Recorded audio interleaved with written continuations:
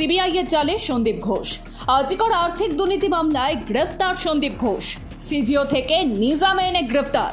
সন্দীপের বিরুদ্ধে কোটি কোটি টাকা আত্মসাতের অভিযোগ। তদন্তে নেমে জালিয়াতির প্রমাণ সিবিআই এর হাতে। 3 ঘনিষ্ঠকে টেন্ডার পাইয়ে দেন সন্দীপ ঘোষ। সন্দীপের 3 ঘনিষ্ঠ সুমন হাজরা, আফসার আলী এবং বিপ্লব সিং। এই 3 জনকে টেন্ডার পাইয়ে দেন সন্দীপ ঘোষ। 20% মুনাফা সন্দীপের পকেটে যেত। খবর সিবিআই সূত্রে।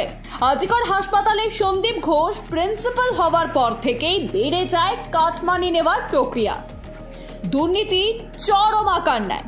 যে কোনো টেন্ডারে দিতে হতো 20% কাটমানি। টেন্ডার অর্ডার পাওয়ার পর দিতে হতো 10%। কাজ শেষের পর দিতে হতো বাকি 10%। আজিকর হাসপাতাল ছাড়া এসএসকেএম, এনআরএস কোথাও এমন কাটমানি নেওয়া হয়নি। 2023 সালে ফেব্রুয়ারি মাসে লিখিত অভিযোগ জানায় সন্দীপ ঘোষের বিরুদ্ধে একটি বেসরকারি সংস্থা।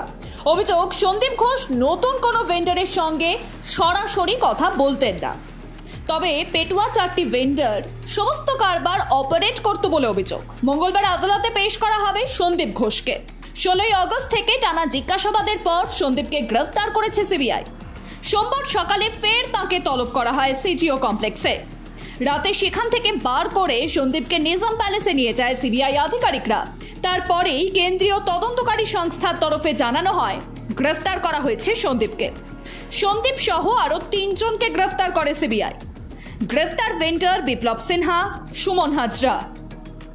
জালে সন্দীপের অতিরিক্ত নিরাপত্তারক্ষী আফসার আলী খানও। সবাইকে আজ আদালতে পেশ। Bureau report, Ritam Bangla.